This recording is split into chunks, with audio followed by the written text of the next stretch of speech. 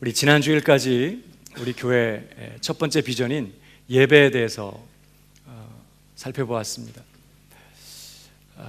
오늘은 우리 교회 두 번째 비전인 기도에 대해서 말씀을 나누려고 합니다. 합심하여 하나님 앞에 기도하는 교회가 되는 것이 우리 교회의 두 번째 비전이에요. 한번 따라해 보십시다. 합심하여 하나님께 기도하는 교회.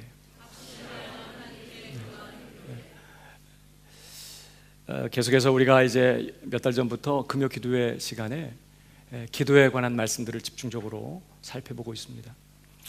특별히 교회에 있어서 기도하는 일이 얼마나 절대적으로 중요한 사명인가 하는 것을 잘 보여주는 말씀이 오늘 우리가 함께 읽은 본문의 말씀입니다. 오늘 본문은 예수님께서 그의 공생의 말기에 나귀를 타고 예루살렘에 입성하시던 그날에 있었던 사건을 기록하고 있습니다. 사람들이 나귀를 끌어다가 예수님을 나귀에 앉히고 길에다가 자신들의 겉옷을 다 폈어요. 그리고 예수님이 지나가실 때 종려나무 가지를 꺾어서 흔들면서 그렇게 예수님을 찬양했습니다. 오늘 특별히 그 내용을 37절 이하에 이렇게 기록하고 있습니다. 이미 감람산에서 내려가는 편까지 가까이 오심에 제자의 온 무리가 자기의 본바 모든 능한 일을 인하여 기뻐하며 큰 소리로 하나님을 찬양하여 가로되 찬송하리로다 주의 이름으로 오시는 왕이요 하늘에는 평화요 가장 높은 곳에는 영광이로다 하니, 예수님을 인하여 하나님을 찬양했다고도 볼 수 있지만 오늘 본문을 보면 예수님을 하나님으로 고백하면서 예수님을 하나님으로 찬양했다고 하는 그런 말씀이에요. 무리들은 예수님을 메시아로 확신했습니다. 물론 조금 오해는 있었어요. 정치적인 메시아로 생각하고 이제 예수님이 예루살렘에 들어가시면 곧 정치적인 어떤 큰 혁명이 일어나고 다윗의 왕국을 다시 회복하실 것이라고 하는, 지금까지 예수님이 행하셨던 모든 능한 기적의 역사들을 볼 때 넉넉히 그런 일들이 일어날 것이라는 기대감 속에 흥분을 감추지 못하고 막 예수님을 그렇게 환영했던 것입니다. 그들은 예수님을 다윗의 자손, 그 메시아로 확신하고 오늘 그들은 하나님이 받으실 만한 그 영광의 찬양을 예수님께 돌려드리고 있는 것이죠. 사실 비록 무리들은 예수님을 정치적인 메시아로 오해했을지라도 사실 하나님의 택하신 백성들을 구원하기 위하여 이제 십자가를 지시려고 예루살렘에 입성하시는 오늘 우리 예수님께 오늘 이런 찬양은 합당한 것이었어요. 예수님을 반대하던 바리새인들이 선생이여 당신의 제자들을 책망하소서 이렇게 한 거였습니다. 합당하지 않다는 거예요. 아니 당신한테 이런 메시아가 받을, 하나님의 아들이 받을 그러한 찬양을 당신한테 한다니 이게 말이나 됩니까? 이런 의미로 당신의 제자들을 책망하라고 막 이렇게 항변했습니다. 그럴 때 예수님께서 뭐라고 대답하세요? 이들이 잠잠하면 뭐가 소리 지를 거라고요? 돌들이 소리 지를 것이다. 이들의 찬양이 합당하다는 거예요. 예수 그리스도께 드려지는 이 영광과 이 찬송이 합당하다고 예수님이 말씀하신 것입니다. 그런데 그 다음 구절에서 우리는 이해할 수 없는 말씀을 읽게 됩니다. 41절입니다. 함께 같이 읽어보겠습니다. 시작. 가까이 오사 성을 보시고 우시며, 여기 우시며에 해당하는 에클라우센이라는 이 단어는 클라이오라는 단어입니다. 이 단어는 울다, 애곡하다 그런 뜻이 있는데 울 때 여러 가지 방식으로 울죠. 감정을 사귀면서 소리를 죽여서 조용히 우는 울음이 있을 것이고 막 통곡하면서 엉엉 우는 울음이 있겠죠. 오늘 이 클라이오 이 단어는 이렇게 감정을 죽이고 또 소리 죽여서 조용히 눈물을 흘리며 우는 울음이 아니라 슬픔과 비통함을 이기지 못해서 소리내어 통곡하는 그러한 울음을 의미하는 단어예요. 그러니까 예수님이 나귀 타고 이렇게 가시다가 사람들은 막 열렬하게 예수님을 향해 찬양하고 있는데 예수님이 우셨다는 거예요. 그 눈물을 쭉 이렇게 흘리고 우신 게 아니라 막 어깨를 들썩거리시면서 통곡하면서 이렇게 우셨다는 것입니다. 여러분 이해가 되십니까? 오늘 예수님 생전에 오늘같이 이렇게 영광스러운 찬양과 환영을 받으시던 그런 날은 없었어요.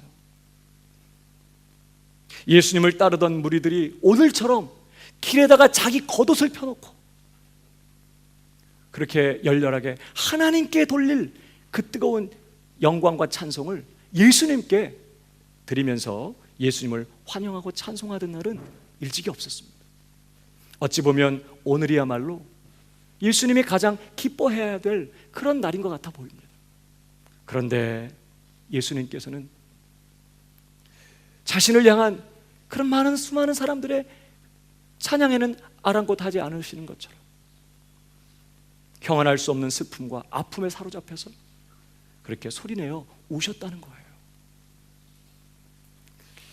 왜 우셨을까요? 왜 우셨죠? 오늘 41절을 다시 보니까 왜 우셨어요? 가까이 오사 성을 보시고 우셨어요. 성을 보시자 우셨다는 거예요. 물론 그냥 예루살렘 성의 건물을 보고 단지 건물을 보고 우신 것은 아니겠죠. 이 신적인 직관으로 예수님은 예루살렘 성의 어떠한 모습을 보고 지금 우신 것이었어요. 그 내용이 그 다음 절에 기록되고 있습니다.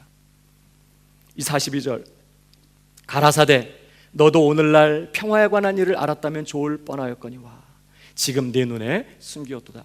예루살렘 성을 향해서 지금 하신 말씀이에요. 날이 이를지라 네 원수들이 토성을 쌓고 너를 둘러 사면으로 가두고 또 너와 및 그 가운데 있는 네 자식들을 땅에 메어치며 돌 하나도 돌 위에 남기지 아니하리니 이는 권고받는 날을 네가 알지 못함을 인함이니라 하시니라. 예수님은 예루살렘 성에 지금 도래하고 있는 장차 임하게 될 무서운 재앙을 미리 내다보시고 우셨다는 것이에요. 오늘 예수님의 이 말씀은 주 70년경에 그대로 이루어지고 말았어요. 로마의 디도 장군이 그의 직속 정예부대인 제10군단을 이끌고 예루살렘으로 쳐들어와서 성 사방으로 토성을 쌓고 성을 완전히 봉쇄한 후에 총공격을 감행해가지고 성과 그 안의 성전을 완전히 무너뜨리고 말았어요. 정말 말씀 그대로 돌 위에 돌 하나도 남기지 않고 완전히 회파하고 그렇게 멸망시키고 말았습니다. 수많은 사람들이 살해를 당하고 정말 예루살렘은 완전히 초토화 되어버리고 말았어요. 예수님은 지금 장차 예루살렘에 임하게 될 이 대재난을, 이 멸망을 미리 내어다 보시면서 그렇게 비통한 마음으로 우셨다는 거예요. 흥미있게도 이 예루살렘이라는 이 단어의 뜻이 평화의 도성이라는 뜻이에요. 그런데 평화의 도성인 예루살렘이 정작 평화에 관한 일을 전혀 알지 못한 채 영적으로 깊이 잠들어 있다가 주 70년경에 완전히 멸망을 당하고 만 것이죠. 여러분, 왜 평화의 도성인 예루살렘이 대재난을 맞이하고 그렇게 완전히 파괴되고 말았을까요? 거기에는 하나님의 성전이 있었어요. 그 성읍은 하나님의 백성들이 있는 성읍이었어요. 그런데 어떻게 이런 무서운 재난이 예루살렘과 그 성전에 임하게 된 것일까요? 우리는 그 이유를 45절 이하의 말씀에서 발견하게 됩니다. 우선 45절을 읽어보시겠습니다. 다 같이 시작. 성전에 들어가사 장사하는 자들을 내어 쫓으시며. 여러분, 예수님이 오늘 성전에 들어가셨을 때 성전 안에서 어떤 일이 일어나고 있었어요? 많은 사람들이 거기서 장사하고 있었습니다. 물건이나 짐승을 사고 팔고 돈을 바꾸고. 그런데 사실 이 일은요 그렇게 놀랄 만한 일이 아니었어요. 그렇게 크게 문제될 만한 일이 아니었습니다. 성전은 성전 안이 있고 바깥에 뜰이 있는데, 오늘 예수님이 처음 들어가셔서 오늘 장사하는 사람들을 만난 이곳은 이방인들도 들어올 수 있었던 이방인의 뜰, 성전의 바깥뜰을 의미하는 곳이었습니다. 그러니까 사실 예루살렘 그 당시의 성전에서는요, 이러한 성전 바깥뜰에서 장사하는 사람들이 물건이나 짐승을 팔고 돈을 환전하기도 했는데, 왜냐하면 유월절과 같은 이러한 절기에 온 이스라엘의 남자들이 가족들을 이끌고 예루살렘 성전에서 하나님 앞에 예배하기 위하여 전국 각지에서 다 모여드는 것이에요. 짧게는 뭐 일주일을 걸리겠지만 길게는 몇 주에 걸쳐서 그렇게 예루살렘 성전을 향해 오게 되는 것입니다. 문제는 제사에 쓸 짐승을 집에서부터 예루살렘 성전까지 가져가는 것이, 이게 쉬운 문제가 아니었어요. 제사를 드릴 때는 살아있는 짐승을 그 자리에서 잡아서 피를 흘리고 각을 뜨고 그렇게 하나님 앞에 드려 불을 태워서 하나님 앞에 드리게 되는데, 온 가족 식구들 다 데리고 교통편도 좋지 않은 그 당시에 예를 들어서 몇 주간을 여행해야 된다고 생각해 보십시오. 우리 도시락도 싸야 되는데 얘 것도 싸야 돼. 재물을 산채로 가져가야 되잖아요. 이게 보통 문제가 아니었던 것이에요. 그래서 성전에서는 먼 길을 여행하는 순례자들이 편리하게 예배를 잘 드릴 수 있게 하기 위해서 이방인의 뜰, 이 성전 바깥에 있는 이방인의 뜰에다가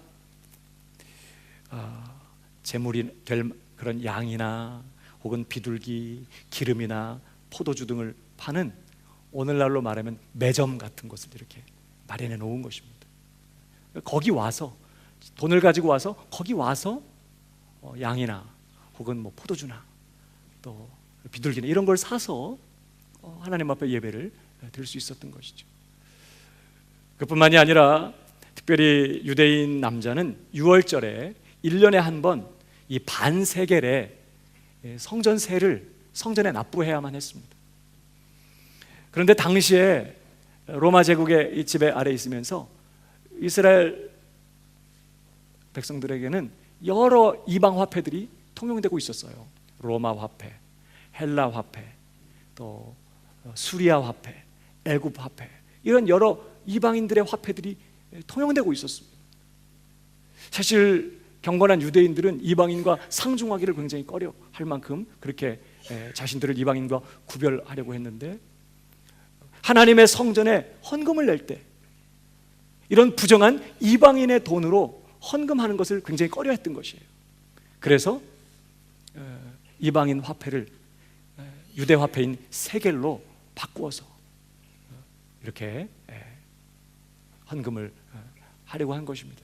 그러니까 성전에서는 지금이야 뭐 은행이 있어서 동전도 잘 바꿀 수 있겠지만 그 당시에는 그런 때가 아니니까 어떻게 해요? 환전소를 마련해서 거기 와서 부정한 이방인의 돈을 유대 화폐로 바꾸어서 그렇게 하나님 앞에 헌금을 했던 것이죠. 그러니까 뭐예요? 이렇게 짐승을 판다든지 돈을 바꿔주는 이런 일들은 다 뭐 하기 위해서예요? 하나님 앞에 온전한 예배를 드리기 위해서, 깨끗한 돈으로 하나님 앞에 헌금하기 위해서 마련된 그런 조치였어요. 게다가 이런 일들은 사실 어제 오늘의 이야기가 아니에요. 오래전부터 관행처럼 이어져 온 그런 일이었습니다. 예수님께서 처음 부모님의 손을 붙잡고 성전에 올라가셨을 때도 이런 일은 이미 있었고, 그동안에도 계속 이런 일들은 그냥 관행처럼 진행되어 왔던 것이에요. 뭐 성전을 무슨 시장 바닥처럼 만들려고 유대인들이 작정한 게 아니에요. 얼마나 그들이 성전을 위하는지 몰라요. 그것도 저 바깥 뜰에다가 이방인들이 들어올 수 있었던 그 이방인의 뜰에다가 이런 매점을 만들어 놓고 환전소를 만들어 놨던 것은 다 하나님 앞에 온전한 예배를 드리기 위함이었던 것이죠. 그런데 오늘 예수님은 바로 그러한 일들에 대해서 지금 분노하시면서 장사하는 사람들을 다 내어 쫓으셨다는 거예요. 성경 다른 곳에 보면 노끈으로 채찍을 만들어서 막 휘두르시면서 사람들의 장사하는 사람들의 상을 막 뒤엎으시고 짐승들을 막 몰아내시고 그러면서 장사하는 사람들을 막 다 내어 쫓으셨다고 말합니다. 그러면서 하신 말씀이 중요해요. 그 다음 절입니다. 우리 46절을 한번 읽어볼까요? 다 같이 시작. 이르시되 기록된 바 내 집은 기도하는 집이 되리라 하였거늘 너희는 강도의 구려를 만들었도다 하시니라. 기록된 바 내 집은 뭐하는 집이라고요? 기도하는 집이 되리라 하였거늘 너희는 강도의 구려를 만들었다. 그러면서 막 내쫓으시, 막 노하시면서 오늘 이 말씀은 이사야 56장 7절의 말씀을 인용하신 말씀입니다. 이사야 56장에 보면 장차 메시아 시대에 많은 이방인들이 구원을 받고 그들이 이전에 결코 들어갈 수 없었던 하나님의 성전에 들어와서 하나님을 예배하게 될 것을 예고하신 말씀이 기록되어 있어요. 거기 보면 이런 말씀이 있습니다. 이사야 56장 7절에 내가 그를, 여기 이방인을 말합니다, 나의 성산으로 인도하여 기도하는 내 집에서 그들을 기쁘게 할 것이며 그들의 번제와 희생은 나의 단에서 기꺼이 받게 되리니 이는 내 집은 만민의 기도하는 집이라 일컬음이 될 것임이라. 지금 하나님께서는 이사야 선지자를 통해서 이방인들 가운데 구원받은 그런 사람들이 이제 하나님의 성전에 들어와서 그곳에서 하나님 앞에 기도하고 예배하게 될 것을 그렇게 말씀하고 계시는데, 오늘 하나님은 그 성전을 내 집이다 이렇게 표현하셨어요. 하나님의 집, 내 집이다. 근데 어떤 집이라고 말했어요? 만민의 기도하는 내 집. 기도하는 내 집 뒤에는 내 집은 만민의 기도하는 집 이렇게 표현하셨어요. 이 만민의 기도하는 집이라는 말은 만민이 와서, 이제 만민이 들어와서, 그전에는 어때요? 유대인들만 들어올 수 있었겠죠. 그러나 이제는 구원받고 이방인들도 만민 가운데 구원함을 입고 이제는 하나님의 집, 하나님의 성전에 들어와서 그렇게 하나님을 경배하고 예배하게 될 것이라고 그렇게 말씀하시는 것입니다. 여러분, 근데 흥미있는 사실은요, 하나님은 자신의 집을 만민이 제사 드리는 집, 만민이 하나님께 예배하는 집 이렇게 말씀하실 수도 있잖아요. 왜? 성전에서 가장 중요한 일 중에 하나가 뭐예요? 하나님 앞에 제사하는 일이 아니에요. 만민이 하나님 앞에 예배하는 내 집에서 이렇게 표현하실 수 있지 않겠어요? 그런데 오늘 하나님은 내 집은 만민의 뭐하는 집이라? 기도하는 집이라 이렇게 말씀하셨다는 거예요. 이 말씀은 하나님이 이 땅에 성전을 두시는 가장 중요한 목적이 무엇인지 우리에게 분명하게 보여주는 말씀인 것이죠. 성전은 뭐 하는 곳이냐? 물론 하나님을 예배하는 것이 너무너무나 중요한 일이에요. 그럼에도 불구하고 성전은 뭐 하는 집이라고요? 기도하는 집이라는 거예요. 구원받은 백성들이 모여서 하나님 앞에 나아가 하나님 앞에 간절하게 기도하는 곳이 성전인 것을 하나님은 이렇게 말씀하고 계시는 것이죠. 하나님은 이 기도의 집인 성전에 대해서 두 가지를 약속하셨어요. 다시 이사야 56장의 말씀을 보면요, 내가 그를 나의 성산으로 인도하여 기도하는 내 집에서 그들을 기쁘게 할 것이다. 기도하는 내 집에서 그들을 기쁘게 하겠다. 이게 무슨 말일까요? 이방인들이 하나님의 성전에 들어와 하나님 앞에 기도할 때에 기도하는 내 집에서 그들을 기쁘게 하겠다는 말은 하나님이 그들의 기도를 응답하시고 하나님께서 그들의 기도를 기쁨으로 연락하심으로 말미암아 그들 안에 기쁨이 충만하게 될 것을 지금 보여주시는 거예요. 이방인들이 하나님 앞에 나와 이전에는 이방 신들을 향해서, 세상 헛된 신들을 향해서 무릎을 꿇고 기도하던 사람들이 이제는 구원의 은혜를 입고 하나님의 집에 들어와서 이제는 하나님 앞에 기도할 때에 하나님께서 그들의 기도에 응답하심으로 그들에게 넘치는 기쁨이 있게 될 것을 오늘 하나님이 약속하시는 것이죠. 여러분, 예수님께서 이렇게 말씀하셨어요. 여러분, 우리 요한복음 16장 24절 보세요. 시작. 너희가 내 이름으로 아무것도 구하지 아니하였으나 구하라, 그리하면 받으리니 너희 기쁨이 충만하리라. 구하라, 그리하면 받으리니 너희 기쁨이 충만하리라. 오늘 이사야 56장에 있는 말씀과 연결되는 말씀이라고 생각합니다. 이방인들이 기도하는 내 집에서 하나님께 기도하게 될 것이고 나는 그들에게 응답하고 그들에게 기쁨을 줄 것이다. 지금 그런 말씀인 것이죠. 첫 번째 약속이요. 두 번째 약속은요, 56장 7절을 다시 보면 그들의 번제와 희생은 나의 단에서 기꺼이 받게 되리니 이는 내 집은 만민의 기도하는 집이라 일컬음이 되리라. 여러분, 잘 들여다보십시오. 만민의 기도하는 이 집에서 드리는 번제와 희생, 예배죠. 이런 예배가 하나님께 연락될 것이라는 거예요. 어디서 드리는 예배? 기도하는 내 집에서 드리는 이 예배요. 바로 그 예배가 하나님께 기쁨으로 연락이 될 것이다, 그런 뜻이에요. 그러니까 이건 무슨 말씀입니까? 성전에서 드려지는 예배도 성전이 기도의 집이 될 때에만 하나님께서 기쁘시게 받을 그런 예배가 될 수 있다는 것을 의미하는 말씀이에요.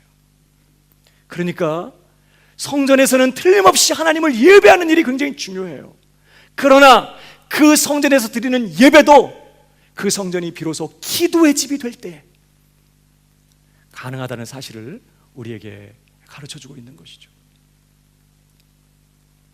그러니까 성전의 가장 중요한 사명은 하나님 앞에 기도하는 것이었어요.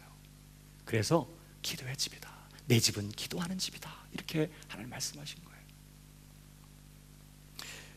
여러분, 하나님은 당신의 백성들에게 은혜를 베푸시고 또 복을 주시고 그리고 회복과 부흥을 주실 때 반드시 그의 백성들의 기도를 통하여 그러한 일들을 허락하시겠다고 약속하셨어요. 이스라엘 백성들에게 은혜가 필요할 때, 복이 필요하고 특별히 회복과 부흥의 역사가 필요할 때 하나님은 그 부흥을 주실 때, 그런 은혜를 베푸실 때 그의 백성들의 기도를 통하여 주시겠다는 거예요. 대표적으로 솔로몬이 예루살렘 성전을 완공하고 낙성 예식을 거행합니다. 며칠에 걸쳐서 낙성 예식을 거행한 다음에 그때 솔로몬이 하나님 앞에 뭐라고 기도해요? 하나님, 이 전에서 드리는 기도를 하나님 들어 응답하여 주시고 재앙이 왔을 때 이 전에서 하나님께 기도하면 그 재앙이 떠나가게 하여 주시고 심지어 적국으로 사로잡혀 갔을지라도 이 전을 향하여 기도하면 그 기도 들으시고 다시 회복시켜 주시고 이러면서 성전을 위해서 하나님 앞에 기도한 내용들이 나오는데, 낙성예식이 끝나고 하나님께서 솔로몬에게 밤에 나타나셔서 이 예루살렘 성전에 대해서 솔로몬이 하나님 앞에 봉헌하여 드리는 이 예루살렘 성전에 대해서 하신 말씀이 바로 이 말씀이에요. 자, 역대하 7장 14절입니다. 같이 읽어볼까요? 시작. 내 이름으로 일컫는 내 백성이 그 악한 길에서 떠나 스스로 겸비하고 기도하여 내 얼굴을 구하면 내가 하늘에서 듣고 그 죄를 사하고 그 땅을 고칠지라. 그들이 하나님 앞에 범죄함으로 하늘문이 닫히고 여러 가지 재앙으로 말미암아 그 땅이 황폐하게 되고 그들이 큰 재난 가운데 있을 때, 그러나 그들이 그들의 죄를 깨닫고 자신들의 죄를 버리고 하나님께로 돌아와 이 성전에서 하나님의 얼굴을 구하며 기도하면 내가 하늘에서 그 기도를 듣고 그들의 죄를 사하며 그 땅을 고치겠다는 거예요. 그들에게 다시 부흥을 주시고 회복을 주시겠다고 말씀하시는 것입니다. 여러분, 재난이 왔을 때, 그들의 땅이 황폐해졌을 때 그 땅이 황폐하게 되기를 하나님은 누구보다도 원하시는 분이십니다. 자기 백성들이 고통당하고 고난받는 것을 원하시는 분이 아니세요. 그들에게 은혜가 필요하고 부흥이 필요하다는 것을 누구보다도 아세요. 그럼에도 불구하고 하나님은 기다리세요. 언제까지? 그 백성들이 하나님 앞에 돌아와서 자신들의 죄를 버리고 하나님의 얼굴을 구하며 기도할 때 하나님은 그 기도를 들으시고 그들에게 부흥을 주시겠다고, 회복을 주시겠다고 말씀하는 거예요. 기도를 통해서 부흥을 주시겠다는 거예요. 그뿐만이 아닙니다. 하나님은 당신의 약속을 이루실 때, 당신의 약속의 말씀을 이루실 때 반드시 주의 백성들의 기도를 통하여 이루시겠다고 말씀하셨어요. 하나님의 약속이 성취되려면 반드시 하나님 앞에 주의 백성들이 기도해야 된다는 것입니다. 대표적으로 우리 에스겔 36장을 보면요, 바벨론 포로에 사로잡혀가 있는 이스라엘 백성들을 향해서 하나님이 회복을 약속하세요. 그들이 다시 돌아오게 될 것이다. 이 예루살렘으로 다시 돌아오게 될 것이고, 이 예루살렘은 사람들이 많아지게 될 것이고, 황무하던 땅은 에덴 동산같이 그렇게 바뀌게 될 것이다. 하나님이 약속하십니다. 한번 읽어보십시다. 36절인데요 36장 36절 쭉 약속하시면서 너희 사면에 남은 이방 사람이 나 여호와가 무너진 곳을 건축하며 황무한 자리에 심은 줄 알 것이다. 그렇게 하나님이 정말 모든 이방 사람들이 보고 놀랄 만한 위대한 회복을 주실 것이라고 약속하는 거예요. 그러면서 뭐라고 말씀하세요? 나 여호와가 말하였으니 이루리라. 전능하신 하나님, 신실하신 하나님, 죽은 자를 다시 살리기도 하시고 없는 것을 있는 것 같이 불러내시는, 정말 그 하나님이 약속하시고 말씀하셨다면 반드시 이루어지겠죠? 나 여호와가 말하였으니 이루리라. 근데 중요한 건 그 다음 절이라니까요. 자, 37절 시작. 나 주 여호와가 말하노라. 그래도 이스라엘 족속이 이와 같이 자기들에게 이루어주기를 내게 구하여야 할지라. 하나님은 신실하게 약속하십니다. 나 여호와가 말하였으니 반드시 이룰 것이라고 약속하셨어요. 그럼에도 불구하고 뭐라고 말씀하세요? 그래도 이 백성들이 이루어지게 해달라고, 하나님의 약속이 자기들에게 이루어지게 해달라고 내게 기도해야 내가 이루어주겠다고 하나님 말씀하시는 거예요. 하나님의 약속을 그의 백성들의 기도를 통하여 이루시는 것이죠. 그러니까 하나님의 부흥이 임하고 이 땅이 고침을 받게 되고 더 많은 사람들이 주님 앞에 돌아와 구원을 받게 되고 재앙이 떠나가고 저주가 떠나가게 되고 사단의 견관진들이 무너지게 되고 영적인 회복의 역사들이 일어나고 우리의 삶에 하나님의 말씀이 성취되고 하나님의 약속이 이루어지게 될 수 있으려면 반드시 뭐가 필요하다고요? 주의 백성들이 기도하는 일이 필요하다는 거예요. 하나님이 무능해서가 아니라 하나님은 그렇게 당신의 위대한 구원의 역사를 그의 백성들의 기도를 통하여서 이루기로 하신 것이죠. 그뿐만이 아니에요. 예수님께서 너희는 이렇게 기도하라 하시면서 뭐라고 기도해야 될지를 말씀해 주셨는데, 우리가 잘 아는 것처럼 하늘에 계신 우리 아버지요, 그 다음 뭐라고 기도하래요? 이름이 거룩히 여김을 받으시오며, 두 번째는 나라의 임하옵시며, 하나님의 나라가 임하기를 원합니다. 세 번째는 하나님의 뜻이 하늘에서 이룬 것 같이 땅에서도 이루어지기를 원합니다. 이렇게 기도하라는 것입니다. 하나님, 하나님의 이름이 영화롭게 되기를 원합니다. 하나님, 당신의 나라가 이 땅에 임하고 그 나라가 강성해지고 그 나라가 이 땅 가운데 충만하게 되기를 원합니다. 하나님, 당신의 뜻이 하늘에서 이루어진 것처럼 이 땅에서 이루어지게 되기를 원합니다. 이렇게 기도하라고 가르치셨어요. 그러니까 이건 무슨 말씀이죠? 하나님의 이름이 영화롭게 되고 하나님의 나라가 이 땅에 임하고 하나님의 뜻이 이루어지려면 반드시 뭐 해야 된다? 기도해야 된다는 걸 보여주는 것이에요. 하나님이 무능해서가 아닙니다. 하나님께서는 당신의 구원 역사를 펼쳐내시고 당신의 뜻을 이루시는 그 귀한 역사를 그의 백성들의 기도를 통하여 이루기로 하셨던 것이에요. 그러니까 이 땅에 하나님의 뜻이 이루어지고 하나님의 나라가 흥왕하게 되고 주님이 영광을 받으시게 되는 이런 일들이 일어나기 위해서는요, 주의 백성들이 그렇게 되게 해달라고 간절히 기도해야 되는 것이죠. 더 놀라운 사실은 요한계시록을 보니까 이런 말씀이 있습니다. 5장 8절 책을 취하심에 네 생물과 24장로들이 어린 양 앞에 엎드려 각각 검은고와 향이 가득한 금 대접을 가졌으니 이 향은 성도의 기도들이라. 성도들이 하나님 앞에 올려드리는 그 기도를 하나님께서 금 대접에 담으셨다는 것이에요. 그리고는 요한계시록 8장으로 넘어가 보면요, 또 다른 천사가 와서 제단 곁에 서서 금 향로를 가지고 많은 향을 받았으니 이는 모든 성도의 기도들과 합하여, 지금까지 있어왔던 많은 기도들과 또 합쳐져서 그렇게 보좌 앞 금단에 드리고자 함이라. 향연이 성도의 기도와 함께 천사의 손으로부터 하나님 앞으로 올라가는지라. 5절 다 같이 시작. 천사가 향로를 가지고 단 위에 불을 담아다가 땅에 쏟음에 뇌성과 음성과 번개와 지진이 나더라. 뭘 말씀하죠?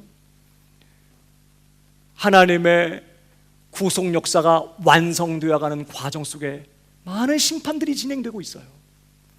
그리고 하나님의 구원 역사가 완성되어 가고 있습니다. 이 과정에서 성도들의 기도가 동원되고 있다는 것을 보여주는 것이에요.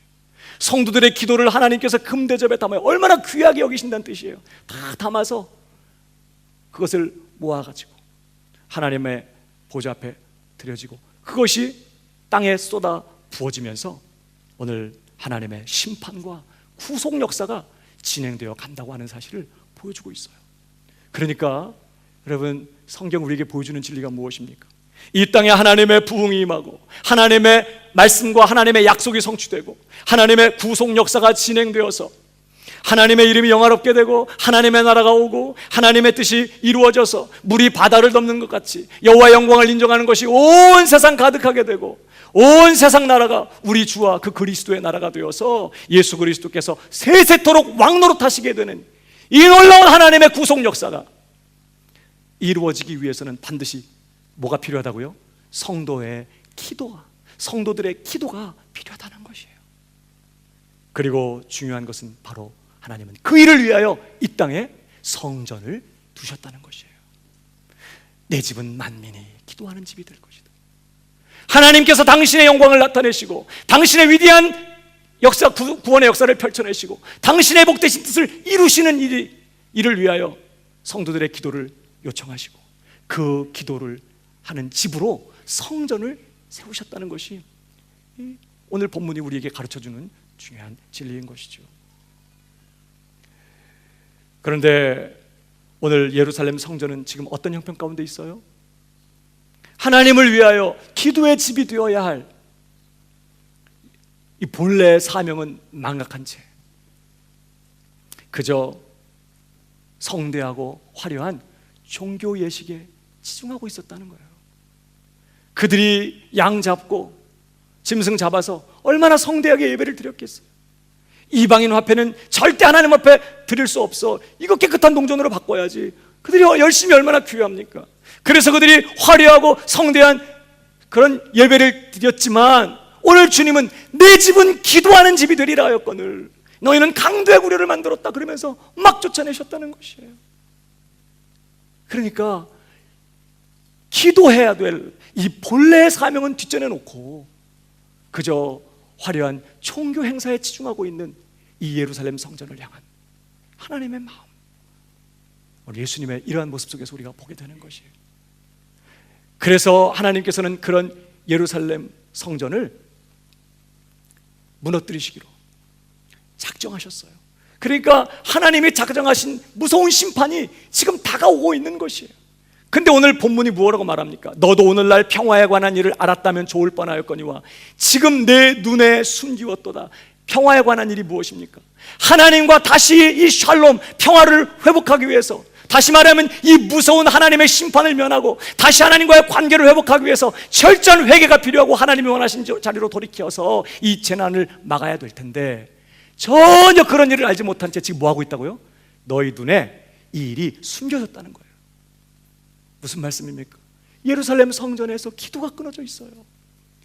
기도가 사라져. 그러니까 지금 무서운 심판이 다가오고 있는데 전혀 알지를 못하는 것이에요.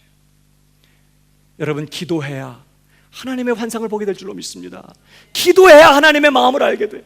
이 성전을 향한 하나님의 마음도 알게 되는 것이에요. 기도하지 않고 있으니까 그냥 영적으로 잠들어서 뭐하고 있어요? 성대하고 화려한 종교 행사만 하는 것이에요. 얼마나 성대하게 예배를 드렸겠어요. 그러나 그들은 영적으로 잠들어 있었고 결국 하나님께서 무서운 멸망을 작정하셨고 지금 예루살렘은 전혀 그러한 사실을 알지 못한 채 잠들어 있는 것이, 지금 예수님은 바로 그러한 모습을 바라보시면서 도래하고 있는, 돌이킬 수 없는 그 하나님의 심판, 기도의 집이 되는 일을 포기한 채 그저 종교 행사에 만족하고 있는, 영적으로 잠들어 있는 이러한 성전을 향한 하나님의 무서운 심판을 내다보시면서 그렇게 오늘 예수님은 말할 수 없이 탄식하시며 울었던 것이죠.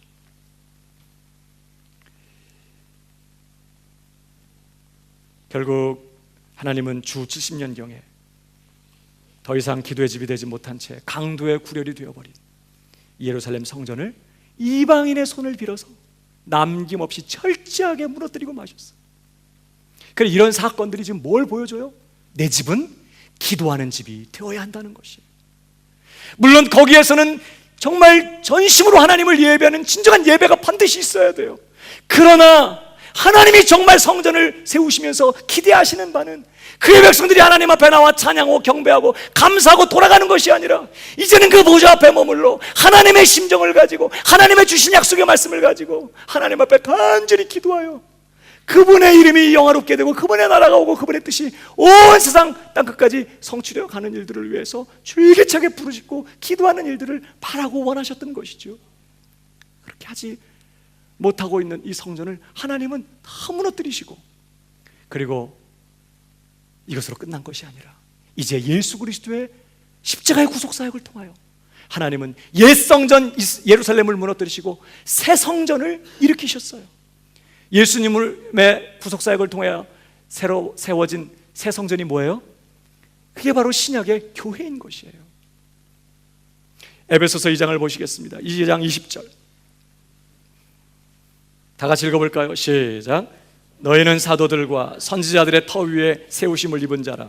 그리스도 예수께서 친히 모퉁이 돌이 되셨느니라. 21절 그의 안에서 건물마다 서로 연결하여 주 안에서 성전이 되어 가고 너희도 성령 안에서 하나님의 거하실 처소가 되기 위하여 예수 안에서 함께 지어져 가는.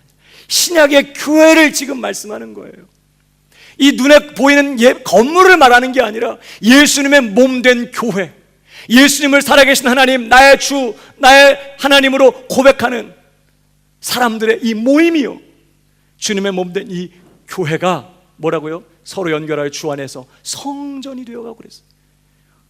우리가 주님 앞에, 주님 안에서 성전이라는 거예요. 하나님이 거하실 처소, 하나님이 거하시는 집, 성전, 이게 신약시대 교회인 것이에요. 하나님께서는 지금 옛 성전을 다 무너뜨리시고 새 성전을 만드셨어요.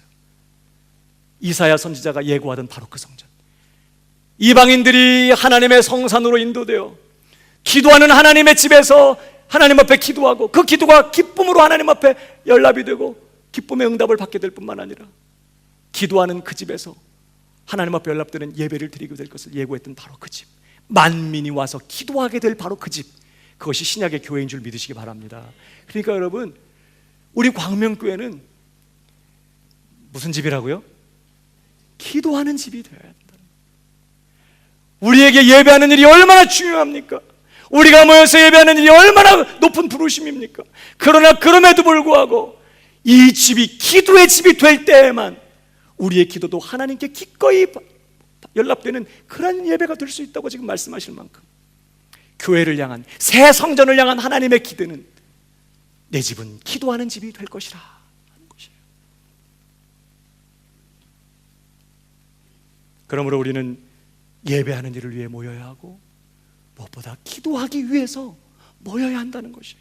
이것이 하나님의 비전인 것이에요. 교회를 세우시는. 옆 사람에게 한 번 더 얘기해 주세요. 광명교회는 기도하는 집이 되어야 합니다. 기도하는 집이 되려면 무슨 일이 일어나야 돼요? 기도의 집, 이렇게 써붙이면 되나요? 여기는 기도의 집이야, 이렇게 써붙이면 기도의 집이에요? 기도하는 사람들이 거기 있어야죠. 저는 여러분들이 기도하는 하나님의 사람들 되기를 축복합니다. 그래서 여러분, 이 신약의 새 성전, 하나님의 교회는 처음 시작할 때부터 기도의 공동체였어요. 여러분, 초대교회가 얼마나 많은 예배가 있었겠습니까? 그런데 그들이 예배했다, 이런 내용들을 보다 훨씬 더 많이 기도했다는 이야기들이 많이 기록되고 있어요.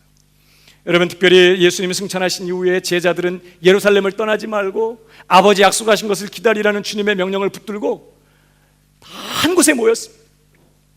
그리고는 그 약속의 말씀대로 위로부터 능력을 덧입혀 주실 때까지 하나님 앞에 어떻게 했어요? 전혀 기도에 힘썼다고 말했어요. 그리고는 그 기도의 응답으로 성령이 오셨고 사도행전의 역사는 본격적으로 시작되고 있었던 것을 우리가 보게 됩니다. 기도하던 교회는 성령이 충만해졌고, 기도하던 교회는 예배 가운데 하나님의 영광으로 충만했고, 기도하던 교회는 말씀으로 충만했고, 기도하는 교회는 기적이 충만했고, 하나님 앞에서 서로 뜨겁게 사랑하면서 날마다 구원받는 자들이 더해가는 놀라운 역사를 경험하게 되었던 것이에요. 교회의 핍박이 시작되었습니다.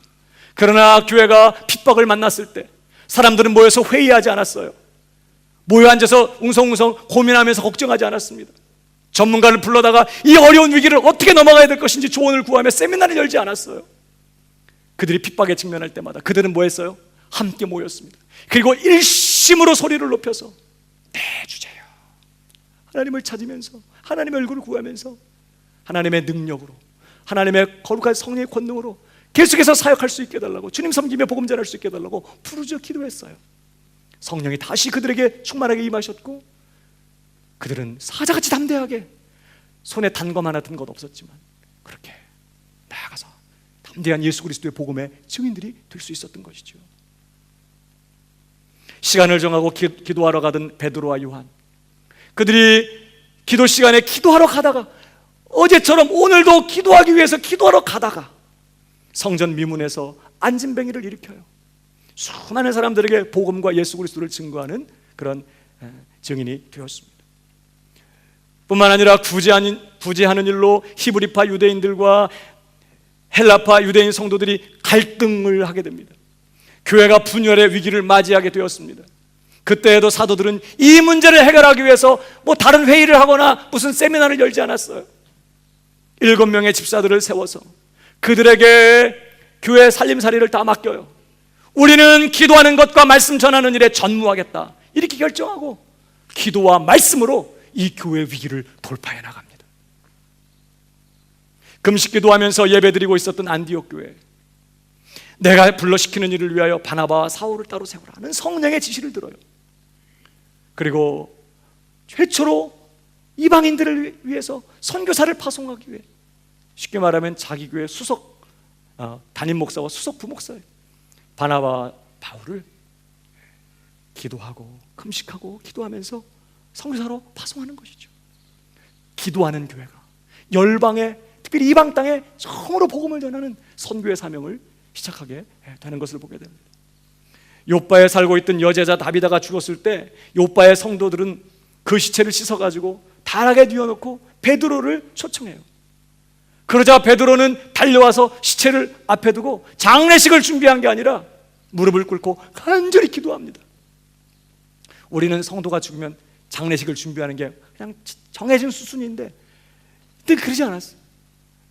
시체를 놓고 간절히 하나님 앞에 기도해요. 그리고는 시체를 향하여 따라 일어나라, 이렇게 명령합니다. 그러자 다비다가 소생하게 됐어요. 일어났습니다. 이 일로 인해서 또 그 인근에 많은 사람들이 주님 앞에 돌아오게 되는 역사들이 일어나게 되었습니다. 베드로 같은 사도뿐만 아니라 고넬료 같은 일반 평신도들도 기도하다가 환상을 보고 그 말씀에 순종하여서 하나님의 놀라운 역사들을 체험하기 시작합니다. 기도할 때 사람들에게 성령의 세례가 임했고, 기도할 때 놀라운 기적이 나타났어요. 베드로가 옥에 갇혔습니다. 야고보는 이미 칼로 죽임을 당했고요. 베드로는 이제 죽을 날을 기다리면서 16명의 군사들에게 그렇게 매여 있는 상황에 있었습니다. 그럴 때 야고보 사도도 죽었어, 베드로도 옥에 갇힌 상황인데 불가능해, 누가 우리를 위해서 베드로를 꺼내줄 거야, 뭐 이러면서 낙심하고 있는 게 아니라, 여러분 사도행전 12장 5절을 보십시오. 같이 읽어볼까요? 시작. 이에 베드로는 옥에 갇혔고 교회는 그를 위하여 간절히 하나님께 빌더라. 간절히 하나님 앞에 모여서 간절히 빌었어요. 그 밤에 하나님의 사자가 나타나서 베드로는 옥에서 노임을 받게 되고, 그 사건으로 말미암아 성도들은 더 믿음이 견고해지는 이러한 축복을 누리게 되었던 것이죠. 사도행전의 초대교회는 한마디로 기도하는 교회였어요. 그들은 얼마나 뜨겁게 기쁨으로 예배했을까요? 그들이 얼마나 정말 하나님 앞에 열과 성의를 다해서 찬양하며 예배드렸을까요? 그런데 성경을 보면 그들이 예배드렸다는 기록보다 그들이 어떻게 모여서 합심하여 기도했고 하나님 앞에 부르짖었는지에 대해서 기록들을 증거하면서 그 기도에 어떻게 하나님이 응답하셨고 그 기도를 통해서 어떻게 초대교회가 계속해서 복음의 역사를 진행시켰는지 우리에게 보여주고 있는 것이죠. 초대교회는 기도하는 교회였습니다. 그래서 그들은 성령이 충만하고 하나님의 은혜가 충만했고 하나님의 영광이 충만했고 기적이 충만했고 능력이 충만한 그런 교회를 이루었어요. 재정도 없었습니다. 건물도 없었어요. 뭐 지도자 될 만한 그런 사람들도 훈련받은 사람들도 많지 않은 그런 때였습니다. 그러나 초대교회는 로마를 복음으로 뒤덮고 열방의 주의 복음을 전하는 복음의 전초기지의 사명을 넉넉히 감당해 내었어요. 우리 교회가 초대교회의 뒤를 이어서 이 땅에서 사도행전의 역사를 감당하는 그런 교회가 되기를 주님의 이름으로 축복합니다. 방법은 하나밖에 없어요. 사도행전의 교회가 되려면 사도행전의 교회처럼 기도하면 되는 것이에요. 그들이 어떻게 기도했어요? 오늘 이 말씀을 읽어보고 마치겠습니다. 사도행전의 초대교회는 어떻게 기도했습니까? 여러분 보십시오. 사도행전 1장 13절 들어가 저희 유아는 다락에 올라가니 베드로, 요한, 야고보, 안드레와 빌립, 도마와 바돌로메, 마테와 및 알페와 아들 야고보 숨쉬고 셀로진 시몬, 야고보의 아들 유다가 그 다음 뭐라고요? 다 거기 있어. 한번 따라 하십시다. 다 거기 있어. 어떻게 기도해야 되느냐? 첫 번째, 다 거기 있어. 누구는 여기 와 있는데 누구는 안 오고 이거 아니야. 다 거기 있었어. 그들은 기도하기 위해서 한 곳에 다 모였어요. 우리가 1부, 2부, 3부로 나눠서 예배 드리고 있는데 이게 좀 어려워요. 교회는 사실 함께 다 모여서 예배 드리는 게 이게 되게 중요하거든요. 그들은 기도하기 위해서 한 곳에 다 모였어요. 기도하자 그러면 다 모이게 되기를 바랍니다. 아멘이 적은 것은 자신이 없는 것인가? 새벽 기도 때 대표 주자들만 보내고 11명 축구선수 11명 보내는 것처럼 새벽 기도 때 우리 광명교회 대표 주자들만 다 보내고 편히 뒤에서 주무시고 뭐 이러면 되겠어요. 금요 기도회 때 대표 주자들만 또 오시고 이게 아니라 대표들만 모인 게 아니에요. 다 모였어. 여러분 기도할 땐 다 모여야 될 줄로 믿습니다. 월남쌈 먹자고 하면 다 모이는데 어디 무슨 체육대회 하자 그러면 진짜 다 모이고 어디 친목하여 가자 그러면 다 모이는데 기도하러 가자 그러면 대표들만 모이는 건 뭐야 그런 거예요. 다 모여야 돼. 두 번째는요 14절 여자들과 예수의 모친 마리아와 예수의 아우들로 더불어 마음을 같이하여. 두 번째 뭐라고요? 더불어 마음을 같이. 따라 하십시다. 더불어 마음을 같이하여. 한 마음 한 뜻이 된 것이에요. 그들은 사실 결코 하나 될 수 없는 그런 배경의 사람들이에요. 그러나 그들은 그날 모였어요. 그리고 그들은 한 생각을 하고 있습니다. 한 가지를 바라보고 있어요. 아버지의 약속하신 것, 우리 예수 그리스도께서 승천하시면서 당부하신 그 말씀대로 위로부터 아버지께서 약속하신 그것이 부어지는 그 은혜를 기다리고 있었던 것이에요. 이 사람은 이 생각하고 저 사람은 저 생각하고 이 사람은 또 이런 생각하고 다 마음이 나뉜 게 아니라 그들은 마음을 같이 했어요. 한 가지 목적을 가슴에 가지고 그들은 한 자리에 모였다는 거예요. 그리고 기도했는데 그 다음 뭐라고 말해요? 전혀 기도에 힘쓰니라. 따라 하십시다. 전혀 기도에 힘쓰니라. 기도에 힘썼다고 말해요. 기도가 쉬워요? 어려워요? 쉬우면 힘썼다는 말 할 필요도 없어. 밥 먹는데 힘쓰세요? 힘써 밥을 먹어요? 자연스럽죠. 힘썼다는 말은 그만큼 그들도 기도하는 일이 쉽지 않았다는 것을 말해요. 얼마나 힘들었겠어요. 피곤하고 자꾸 육신은 까부라지고 이제 그만해도 안 될까? 포기하고 싶고 이런다고 될까? 그냥 그만두고 싶은 이러한 유혹들이 얼마나 있었겠어요. 그런데 그들은 육체의 한계를 넘어서고 환경과 상황 가운데 눌리는 상황들을 넘어서 아무리 기도해도 안 되잖아, 해봤자 소용없어, 또 마귀는 얼마나 공격했겠어요. 그러나 그들은 물러서지 않았어요. 기도하는 일에 전부를 걸었던 것이에요. 전혀 기도에 힘씁니다.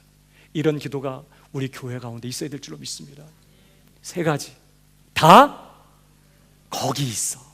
두 번째, 더불어 마음을 같이하여. 우리 교회가 많은 다른 신앙적 배경을 가진 성도님들이 근래 많이들 오셨기 때문에 한 마음만 뜻된다는 것이 쉽지 않아요. 그러나 예수님이 한 분이시고 성령도 한 분이시고 믿음도 하나이고 우리 주님 안에서 우리가 한 꿈, 한 비전, 하나님이 영광을 받으시게 되고 하나님의 나라가 이 땅에 가득하게 되고 하나님의 뜻이 하늘에서 이루어진 것처럼 이 땅 가운데 이루어지게 되기를 원하는 이 소원을 가슴에 품고, 이 마지막 때에 하나님이 주의 백성들에게 약속하신 그 성령의 단비가 오늘 우리에게도 쏟아 부어지기를 소원하면서 다 더불어 마음을 같이하여 전혀 기도에 힘쓰는 이런 교회가 될 때에 오늘 하나님께서는 우리 교회를 통해서도 이 땅 가운데 위대한 사도행전의 역사를 펼쳐내실 줄로 믿습니다.